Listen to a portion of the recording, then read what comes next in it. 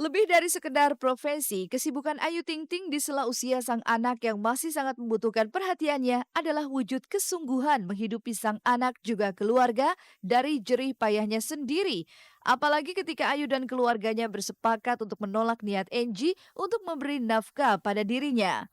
Alhamdulillah air rezekinya masih ya cukup lah buat anak dan keluarga. Ayu juga masih bisa kok ya.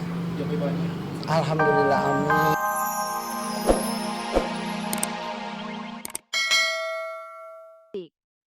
Masing-masing kaum junior udah mulai banyak dewasa. Aku udah punya pemikiran sendiri buat kedepannya. Aldi juga, Dostir juga, dan juga.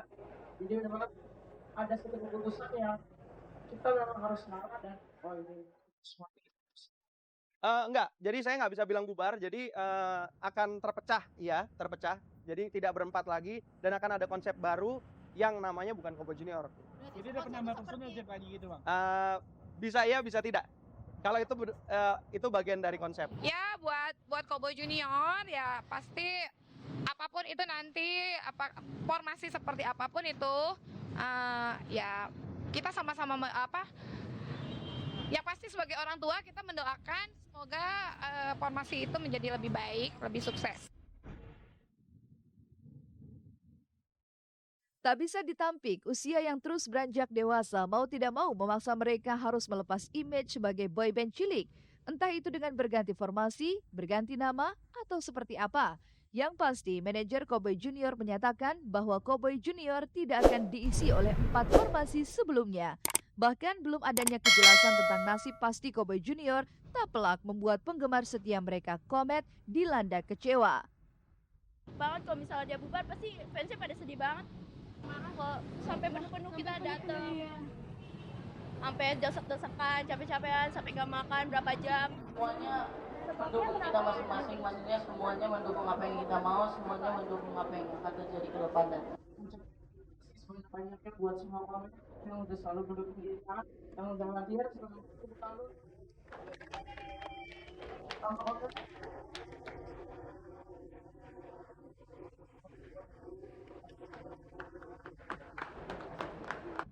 Ya pasti sedih lah Mbak, yang namanya kita udah bareng-bareng terus nanti ada yang berpisah gitu kan. Eh, Pasti ada satu rasa yang kehilangan. Kesedihan tidak hanya milik mereka yang mengidolakan Cowboy Junior, tapi juga orang tua personilnya yang telah terbiasa melihat anak-anak mereka selalu bersama-sama. Lantas seperti apa kisah awalnya hingga pihak manajemen mengambil keputusan untuk membubarkan Cowboy Junior? Benarkah jika gesekan di antara sesama personilnya telah terjadi dalam waktu yang cukup panjang?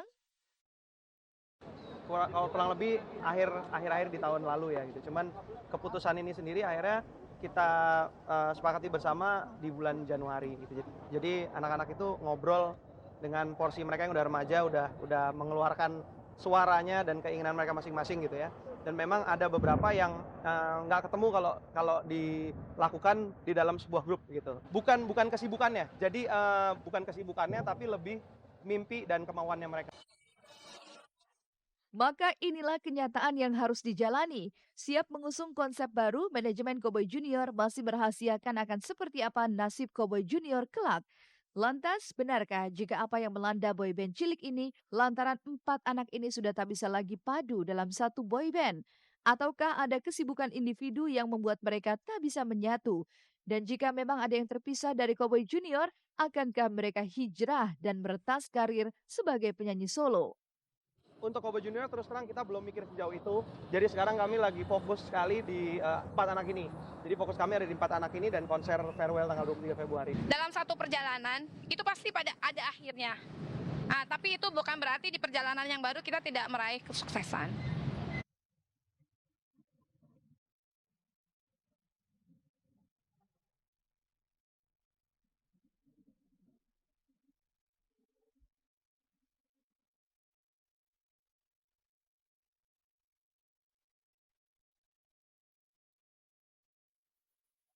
On the first page of a story,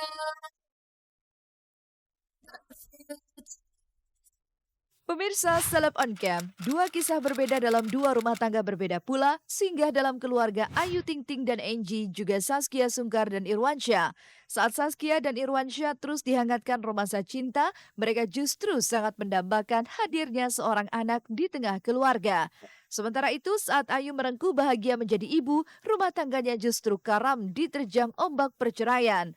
Dan Pengadilan Agama Depok telah menetapkan 18 Maret 2014 sebagai hari di mana sidang perdana perceraian Ayu Ting Ting dan Angie akan digelar. Lantas, akankah Ayu menghadiri sidang dengan agenda mediasi itu? Dan akankah Angie menepati janjinya untuk tak akan menghadiri sidang demi mempercepat perceraian mereka? Sidang perdananya telah ditetapkan oleh Majelis Hakim yaitu pada tanggal 18 Maret 2014. Tentu saja agenda pertamanya adalah memberi kesempatan kepada para pihak untuk menempuh upaya mediasi, upaya damai melalui seorang mediator.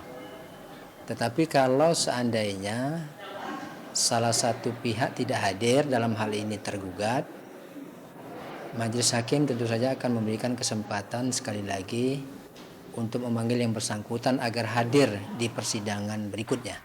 Katanya sih tinggal nunggu panggilannya aja ya buat sidang ya. Tapi saya juga masih belum tahu, katanya sih 2 minggu kemudian, bisa juga 3 minggu, bisa juga 4 minggu, katanya sih kayak gitu. Tapi ya udahlah ya, saya cuma bisa berdoa aja mudah-mudahan biar cepat selesai semuanya, berjalan lancar. Di tengah penantian proses persidangan, Ayu Ting Ting kian larut dalam kesibukan. Tidak hanya menjadi seorang ibu, ia juga terus bekerja untuk menghidupi si buah hati juga keluarga tercinta. Lihat saja, dalam sehari Ayu bisa sampai 2 kali tampil di acara berbeda. Lantas, seperti apa pedangdut satu ini membagi waktu mengurus si buah hati dan mencari rejeki? Sibuk kerja, sibuk sama anak, udah. Ya bisa-bisa bagi waktu aja ya kayak sekarang gitu. Berusaha untuk pulang lebih cepat gitu. Karena kan kalau udah selesai acara langsung buru-buru pulang. Karena kan saya juga pengen ketemu sama anak gitu kan. Saya juga ngambil acaranya paling banyak tuh 2. Kebetulan juga ibu juga mau ngebantu saya untuk ngerawat si kecil selama saya kerja gitu. Jadi nggak ada masalah. Lebih dari sekedar profesi, kesibukan Ayu Ting Ting di sela usia sang anak yang masih sangat membutuhkan perhatiannya adalah wujud kesungguhan menghidupi sang anak juga keluarga dari jerih payahnya sendiri. Apalagi ketika Ayu dan keluarganya bersepakat untuk menolak niat Angie untuk memberi nafkah pada dirinya. Alhamdulillah Ayu rezekinya masih ya cukup lah buat anak dan keluarga. Ayu juga masih bisa kok ya. Alhamdulillah, amin ya rezeki.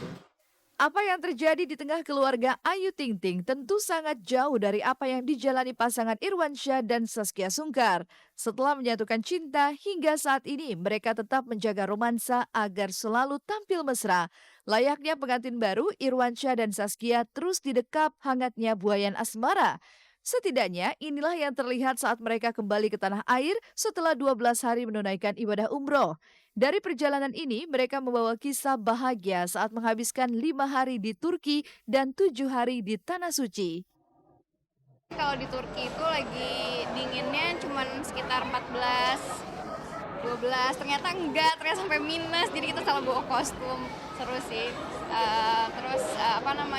Kalau di Mekah tadi alhamdulillah pas kita sebelum berangkat ke Jeddah tadi pagi itu dingin di Mekah, jadi pas kita tawaf wada itu enak banget, udaranya lagi enak gak banget, kagak kerasa jadi tawaf wadanya gitu.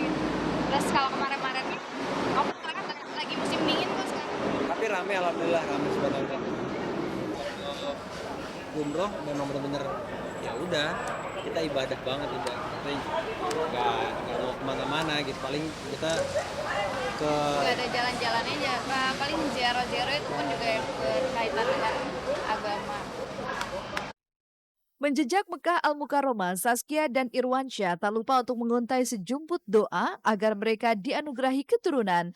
Maka inilah penantian panjang pasangan ini agar bisa menimang momongan yang mereka bawa hingga ke Tanah Suci Mekah.